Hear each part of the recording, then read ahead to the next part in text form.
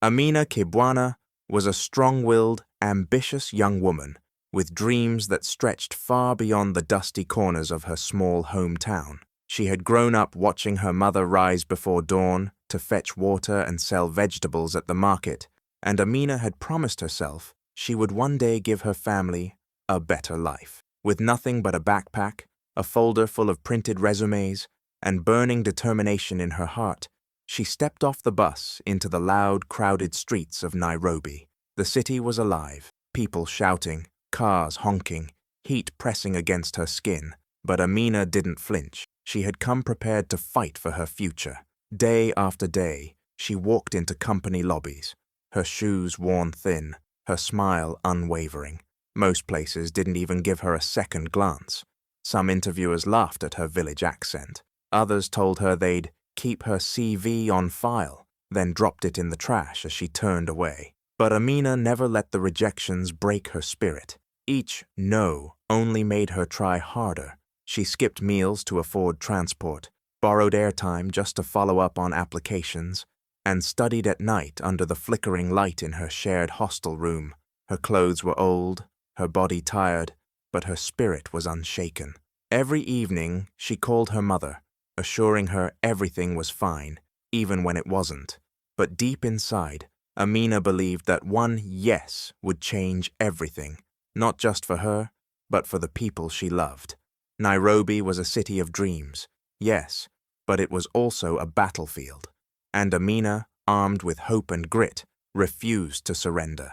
She wasn't just looking for a job, she was chasing her destiny. Tunde Adeleke was the kind of man who turned heads without trying. Tall, charming, and always dressed in designer clothes he hadn't worked a day to earn. He came from a wealthy family in Lagos that had investments across Nairobi, and though he had a university degree, he preferred the soft life. No 9 to 5, no hustle, just brunches, parties, and photo ops. When he met Amina, something about her fire pulled him in. She was the complete opposite, hard-working, driven, with rough hands and big dreams. She didn't care about his last name or his father's money, and maybe that's what made him fall for her. But his family, they were a different story. From the moment he brought Amina home, his mother, Madam Keziah, made it clear she didn't approve. She saw Amina as a charity case, a village girl who didn't know her place. At family dinners, Keziah would throw cutting remarks hidden behind smiles. "Do they serve cutlery in your hometown, dear? You must be so grateful to sit at this table." Tunde would laugh nervously, never defending her, always playing peacekeeper. Amina swallowed the pain, but it burned. Despite the pressure, Tunde proposed. A small, quiet wedding. No blessings from his mother, no expensive gifts, just vows whispered between two people trying to hold on to love in the middle of a storm. Amina hoped marriage would soften Keziah. It didn't. If anything, it made things worse. Keziah saw her now, not just as a nobody, but as a threat to her family's pride. And Tunde? He remained charming, still jobless, still silent, caught between the woman he loved and the comfort he refused to leave. Amina didn't know it yet, but this silence would soon cost her everything. Madam Keziah Adeleke was the kind of woman whose presence filled a room before she even spoke. Her heels clicked like authority, her voice never rose. It didn't have to. Everyone already knew who she was. A powerful, respected woman from old money who expected the world to bow when she entered. And in her world, everything had a place. Expensive wine went in crystal glasses. Conversations stayed within class. And girls like Amina, they stayed outside the gates. From the moment she laid eyes on Amina, Keziah had decided she wasn't good enough for her son. To Keziah, Amina was a mistake. A loud, poor, overly ambitious mistake who had somehow managed to trap her only son into marriage. She never said these things directly. Instead, she weaponized politeness. "Oh, that's a lovely dress, dear. We wore those in boarding school. In 1982, you speak English so well for someone from the countryside." Her insults were sharp, dressed as compliments, always landing with a smile. And Amina? She bit her tongue, again and again. for the sake of peace. She wanted to prove herself, to be accepted, but it was never enough. Keziah didn't hide her disdain.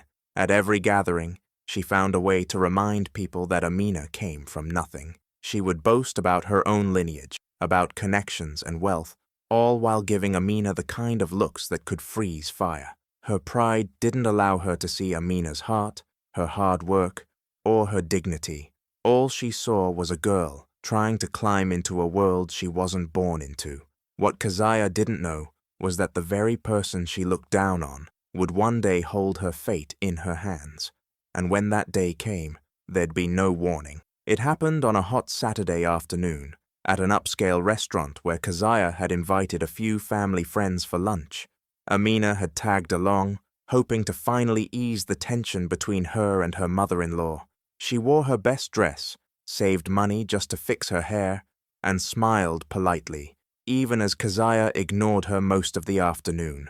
But things took a turn when a waiter accidentally spilled water near Keziah's handbag, and Amina instinctively reached over to help. That's when Keziah snapped.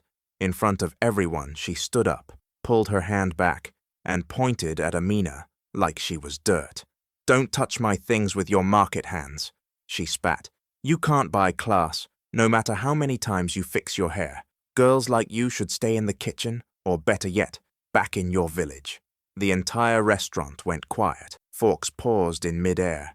People turned their heads. Some even took out their phones.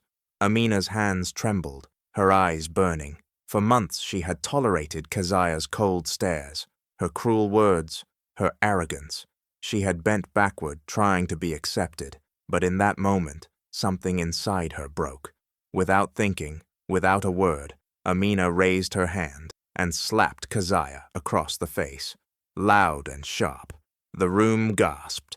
Keziah stood frozen, shocked and humiliated. Amina's chest heaved, her face filled with both anger and pain. "You will respect me," she said, her voice steady. "You may not like me, but you will not treat me like trash." The silence that followed was louder than any scream. Amina turned and walked out, not knowing her bold act had just changed everything, and that Keziah was more than just a rude mother-in-law. She was also the CEO of the company Amina had applied to. Amina had no idea who the CEO of Orex Solutions was. The job listing only mentioned the company's name. No photo, no name. Just a powerful firm located in the heart of Nairobi with international ties. Amina had applied weeks ago, pouring her heart into the application. It was her dream job, a junior executive assistant role, her ticket out of financial stress, her chance to finally stand on her own. She had done everything right, updated her CV, wrote a killer cover letter, even practiced interview questions every night. So when she got the email for an interview, she nearly screamed with joy.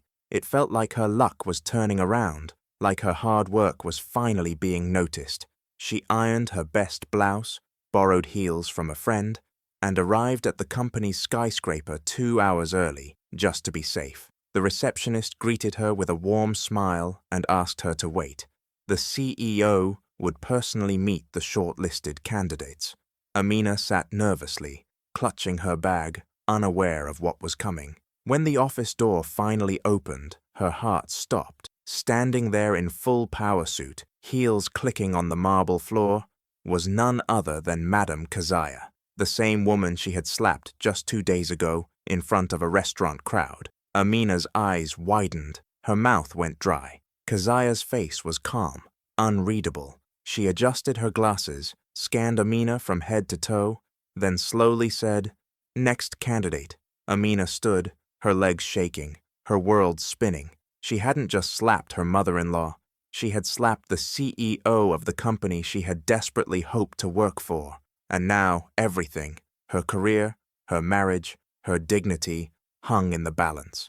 Amina stepped into the office, her heart pounding so loudly she could barely hear the clicking of her own heels. The room was bright, modern, and intimidating. Glass walls, clean furniture, and a towering desk at the center. And behind that desk sat Keziah, her face calm, her eyes unreadable. For a split second, Amina hoped she wouldn't recognize her. Maybe the slap had been so shocking that Keziah wouldn't connect the dots. Maybe she'd pretend nothing happened. Maybe. But that hope vanished the moment Keziah's eyes locked onto hers. There was no surprise, no confusion, just a long, piercing stare. She knew exactly who Amina was. Keziah didn't greet her. She didn't ask her to sit. She simply picked up Amina's file, flipped through it slowly, then closed it with a soft thud.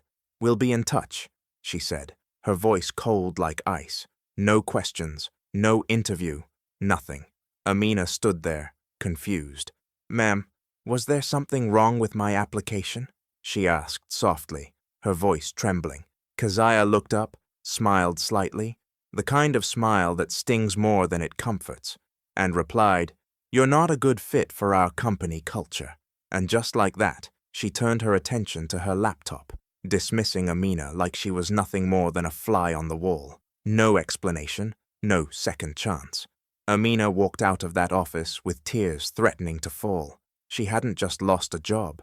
She had been crushed in the most silent, painful way. She realized then, in Keziah's world, pride came before fairness, and revenge wore a calm face. Later that evening, as the sun dipped behind Nairobi's skyline, Cairo returned home from work. He had heard about the incident at the restaurant from a friend who was there.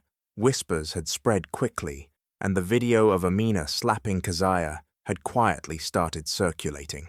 At first, he was stunned, not by Amina's reaction, but by what could have pushed her to such a breaking point. He knew his mother was difficult, but he had never imagined things had gotten so cruel. When he got home and saw Amina curled up on the couch, silent and teary-eyed, something inside him snapped.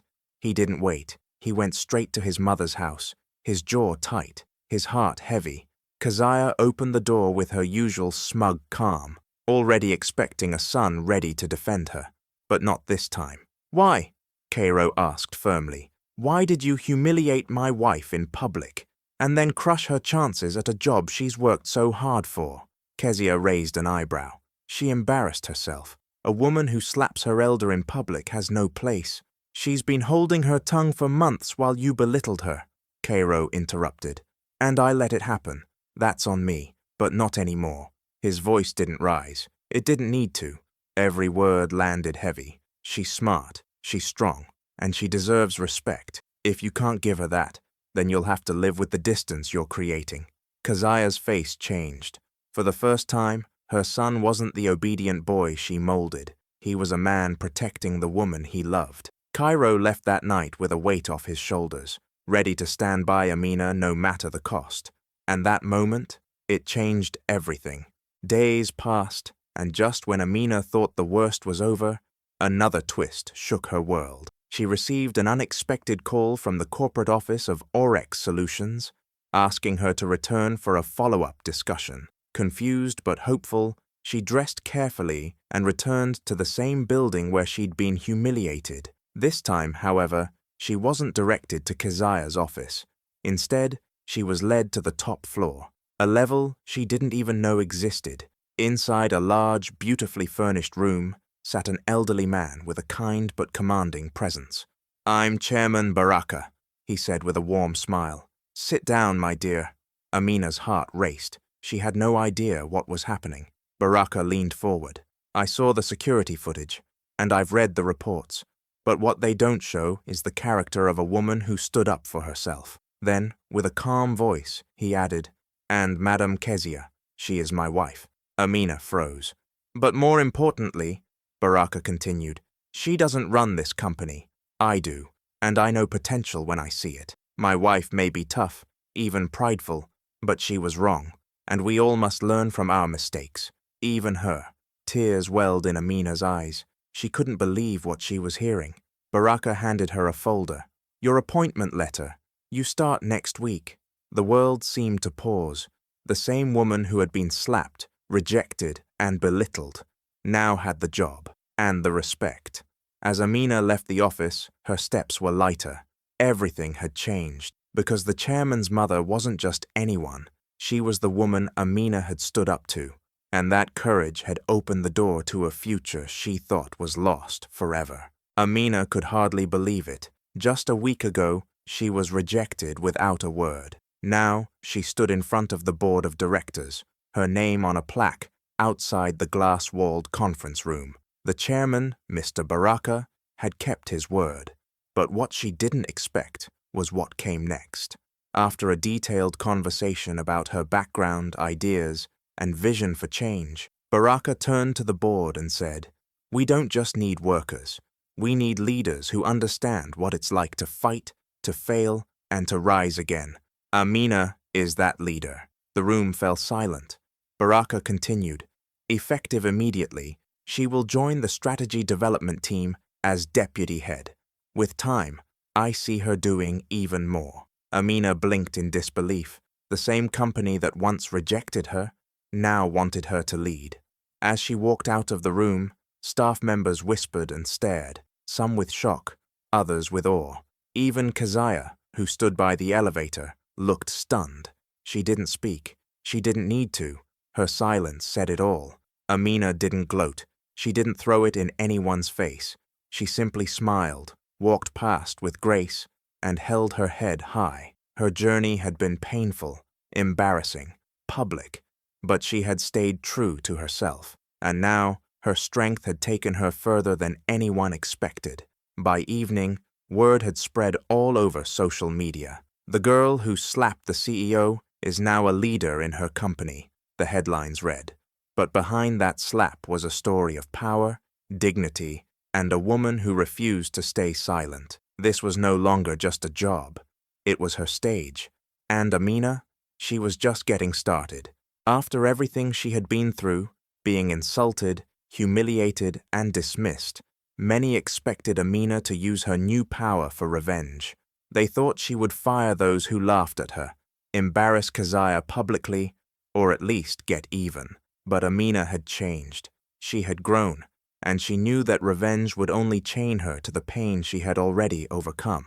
Instead of looking backward, she focused forward. She used her new position to create opportunities for young women like herself, those who came from small towns with big dreams, who were often dismissed for their accents, clothes, or humble backgrounds.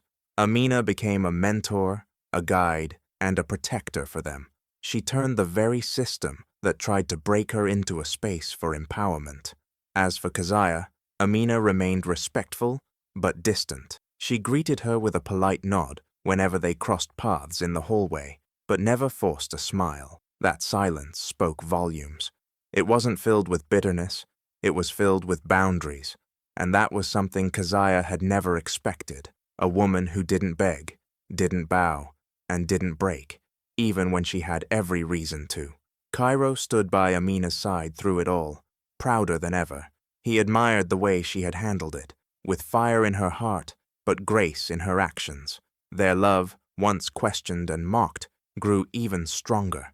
In the end, Amina didn't need to win by tearing others down. She had already won by standing tall, choosing dignity over drama, and proving that true power lies in knowing your worth and never letting anyone take it away. Her story didn't end in revenge. It began in purpose, and that made all the difference. If this story touched your heart, don't forget to like, share, and subscribe for more powerful tales. The moral? Never let anyone make you feel small. Stand tall, know your worth, and lead with dignity.